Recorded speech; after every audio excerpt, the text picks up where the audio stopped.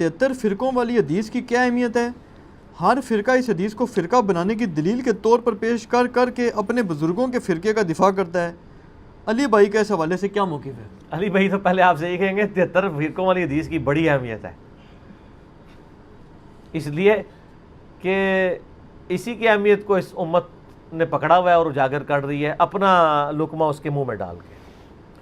جو 73 فرقوں والی ایک حدیث جو پبلک میں مشہور ہے نا جامع ترمذی کی، وہ تو ضعیف ہے۔ شیخ البانی، شیخ زبیلی زئی صاحب دونوں نے اس کو ضعیف کہا ہے۔ مشکات میں بھی آپ کو شروع میں کتاب الاعتصام بالکتاب والسنہ چیپٹر میں مل جائے گی کہ نبی علیہ السلام نے فرمایا ہے بنی اسرائیل میں 72 فرقے تھے، میری امت 73 فرقوں میں بٹ جائے گی، سوائے ایک کے سب دوزخی ہوں گے۔ اور پوچھا گیا وہ جنتی گروہ کون سا ہے، تو کہا گیا ما انا علیہ و اصحابی، جس پہ میں اور میرے اصحاب ہیں۔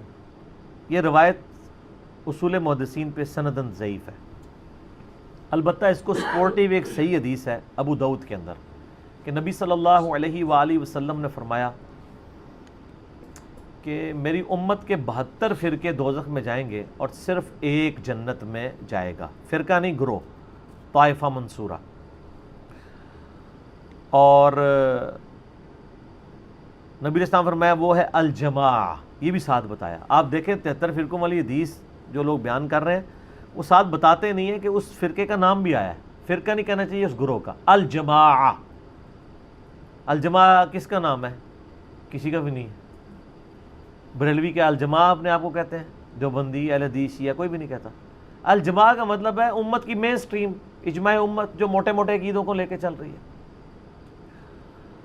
اور آپ علیہ السلام فرمایا کہ میری امت میں ایسے یعنی فرقے پیدا ہوں گے جیسے باولا کتا کسی کو کاٹ جائے اور اس کا اثر ایک ایک رگ و ریشے میں داخل ہو جائے، اس طرح میری امت میں بدعت پھیلے گی۔ اچھا، نبی علیہ السلام نے بھی دیکھا ہے کہ یہ کتے کی مثال دی ہے۔ مجھے بتائیں کہ یہ کسی گروہ میں بدعت کا پھیلنا جس باولے کتے کے کاٹنے سے ہوگا، نبی علیہ السلام فرمایا وہ کتا کوئی ہاکی کا پلیئر ہوگا، کرکٹ کا پلیئر ہوگا، یا کوئی مولوی ہوگا؟ ظاہر ہے مولوی کسٹوڈین ہے نا، عقائد کا کسٹوڈین کون ہے؟ مولوی۔ تو علماء کو نبی اسلام نے، علماء سو کو کیا فرمایا؟ کتا، اور باولا کتا، پاگل کتا۔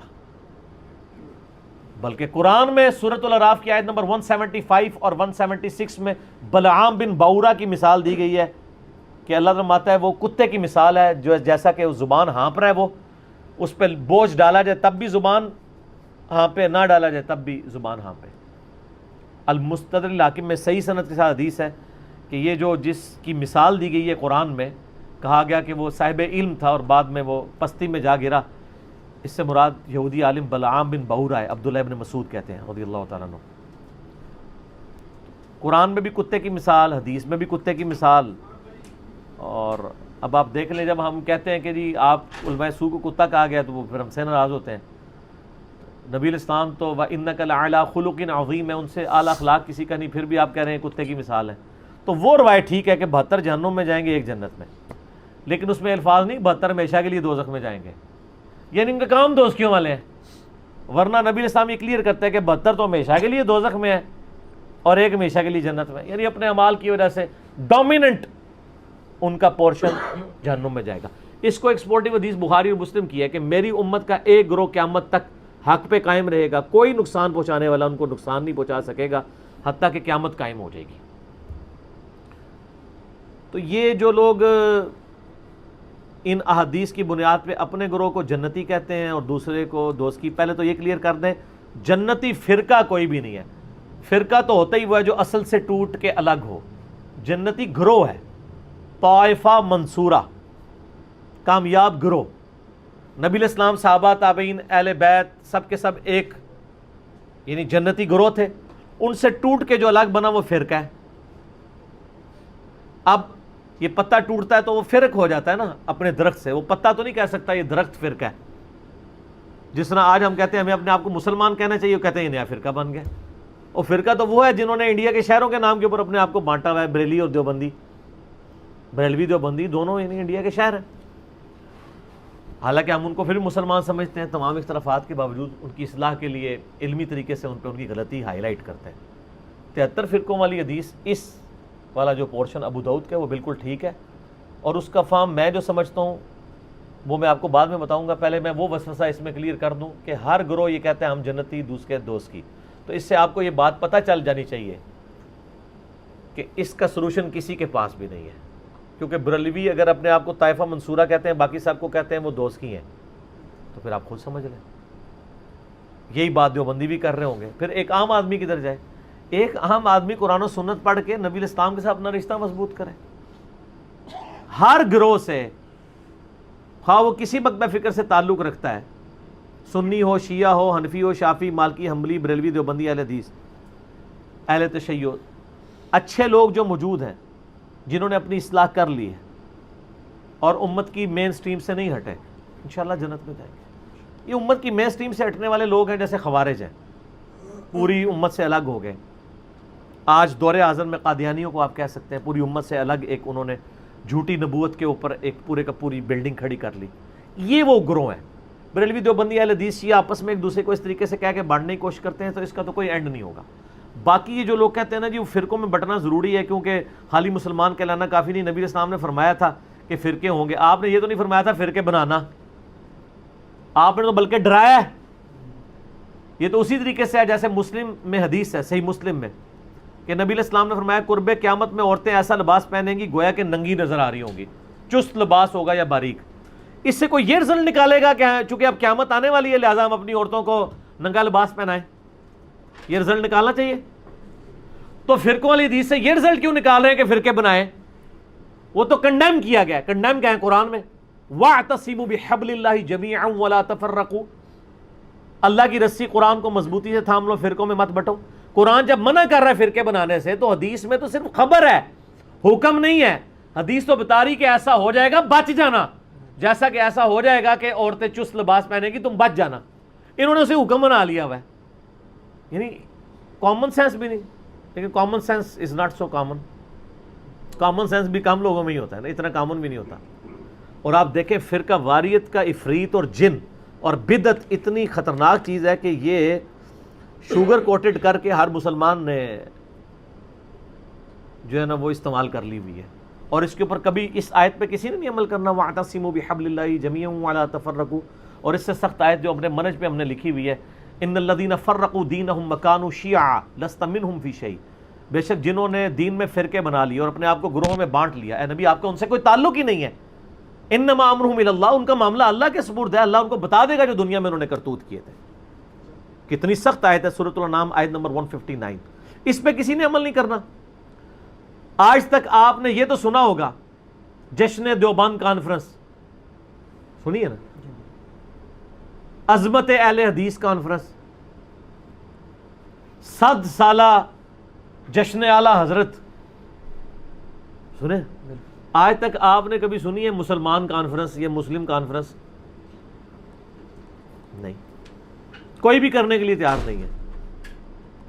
ان چیزوں کو فخریہ کرتے ہیں. اور جو اللہ نے ہمارا نام رکھا تھا ہوا سماکم المسلمین من قبل وفی ھذا، اللہ نے تمہارا نام مسلم رکھا تھا اس قرآن سے پہلے ابراہیم علیہ السلام نے رکھا، اللہ نے اس قرآن میں انڈورس کر دیا. آپ کسی کو جا کے نا میں مسلم ہوں ایسے دیکھنا شروع ہو جائے گا، میں کافر ہوں. آپ کسی بریلویوں کی مسجد میں جا کے نا میں بریلوی ہوں، کہیں گے ماشاءاللہ. آپ کہیں دیوبندی ہوں، تھوڑا سا منہ چڑھائے گا لیکن کہے گا ہاں دیوبندی بھی ایک فرقہ ہے، وہ فلاں جگہ ان کی مسجدیں ہیں. اہل حدیث بھی ایک فرقہ ہے، ٹھیک ہے آپ نے اگر اہل حدیث ہیں تو آپ اس مسجد میں چلے جائیں. لیکن اگر آپ جا کے کہہ دیں خدا نہ خواستہ کہ میں مسلم ہوں، مسلمان ہوں، تو اس کے چہرے کا رنگ فق ہو جائے گا، وہ سمجھے گا آپ نے اس کو گالی دے دی ہے. اس سے بڑی کیا لعنت پڑ سکتی تھی کہ مسلم نام سے آپ چڑھ جائیں، جو ہمارا فخر تھا.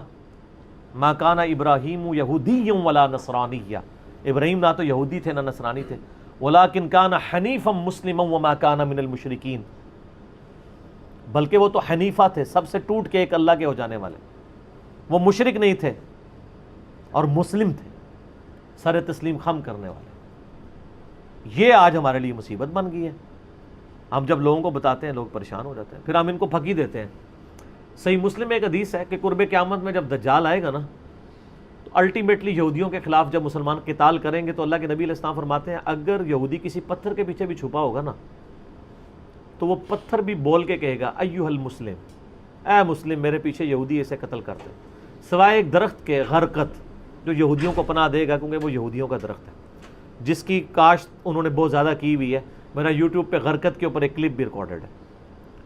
میں یہ کہتا ہوں کہ اگر آج کے بریلوی دیوبندی اہل حدیث شیعہ کو پتھر کے پیچھے سے یہ آواز آ جائے اے مسلم، تو ہو سکتا ہے یہ کہ پیچھے کوئی انجینئر صاحب کی ویڈیو ہی چل پڑی ہے. انہوں نے تو مڑ کے بھی نہیں دیکھنا جب تک انہیں یہ نہ کہا جائے کہ اے بریلوی، اے دیوبندی، اے حدیث. تو چڑھتے ہیں مسلم نام سے. آج اگر چڑھ رہے ہیں تو اسی وقت بھی چڑھیں گے. قرآن و سنت کی ٹرم تو مسلم اور مومن ہی ہے، باقی آپ کی بنائی ہوئی ہیں. اس لحاظ سے ویسے میں شیعہ کو ایج دوں گا. شیعہ اپنے ساتھیوں کے لیے مومنین کی ٹرم استعمال کرتے ہیں، سنی اپنے ساتھیوں کے لیے مسلمین کی ٹرم نہیں یوز کرتے ہیں. کہتے ہیں نا مومن، مومنین، وہ ٹرم قرآن سے لے رہے ہوتے ہیں. تو سر سنیوں، میں نہیں کہتا آپ اپنے آپ کو مومنین کہیں، ان سے فرق تو آپ نے کرنا ہے، وہ جبلت میں ہے ان کی بھی اور ہماری بھی. ہماری سے مراد آپ لوگوں کی، میں تو دونوں سے باہر ہوں، مسلمان ہوں. وہ مومنین کہتے ہیں، آپ مسلمین کہہ لیا کریں، لیکن ٹرمز تو قرآن کی استعمال کریں، حدیث کی استعمال کریں. قرآن و سنت میں تو ٹرم یہی ہے. صحیح مسلم میں حدیث ہے کہ ہفتے میں ایک دن کا غسل کرنا ہر مسلم کے اوپر واجب ہے، جس میں اپنے جسم کا میل دور کرے. کسی بھی دن کر سکتا ہے، جمعے دن کر لے، افضل ہے جمعے کے علاوہ بھی کر سکتا ہے. وہ ظاہر کرتے ہی ہیں مسلمان. تو مسلم، وہاں بھی ٹرم مسلم ہے، یہاں مسلم نام سے لوگ چڑھتے ہیں. اچھا علی بھائی، آپ کی اس بات سے نا وہ مجھے ایک بات یاد آئی، اگر اجازت دیں جی، تاکہ یہ ایشو کور ہو جائے. آپ نے فقی کی بات تو قیامت تک نہیں کور ہونا ہے جن کے نہیں یہ ہونے. اسپیسیفک یہ ایشو کور ہو جائے نا. ایک بہت بڑے وکیل اناف ہیں، وہ نام نہیں لینا، نہیں نام نہیں میں لیتا، میں بس وہ اسی وکیل سے اناف ہی کہا کہ آپ نے ان کا نام لے دیا، بڑے لیکن وکیل باقی اناف ہیں اور بہت بڑے. ہاں جی، وہ وکیل اناف وہ ہیں جن کو میں نے G10 کی مسجد میں آج سے 7-8 سال پہلے سنا کہ جنت میں صرف دیوبندی جائیں گے. یہ الفاظ تھے. اچھا، وہ وکیل اناف جو ہیں انہوں نے آج کل ایک دورہ مسائل کرایا کچھ عرصہ پہلے، اس میں انہوں نے غالباً اسپیسیفکلی آپ کو فقی دی ہے. یہ مسلم والی جی بات میرا ہے. اس کے اوپر جواب آ چکا ہے. اچھا جی جی جی، انہوں نے کہا جی کہ میں مسلم کیوں ہوا. جی ایک طرف وکیل اناف کی تصویر ہے، دوسری طرف مولانا طارق جمیل صاحب کی سینٹر میں میری، وہ کلپ ریکارڈ ہو نہیں، چکا وہ ہے. جو انہوں نے فقی دی اس کا بھی جواب دیا آپ نے. جی فقی کا بھی انہوں نے کہا جواب. جی میں اگر آپ سے یہ پوچھوں جی آپ ایشیا کے باشندے ہیں، کدھر کے ہیں؟ میں انہوں نے اتھے چھٹے ہیں نا کہ وہ یاد کرن انہوں نے گے. کہا اب یہ کیوں نہیں کہتے جی جی سارا جواب آ چکا ہے. وہ سوال آپ سے پہلے ہی آ چکا تھا. اچھا یہ سوال اسی طرح پڑھا گیا ہے کہ آپ یہ کہیں گے فلاں جگہ فلاں جگہ فلاں جگہ.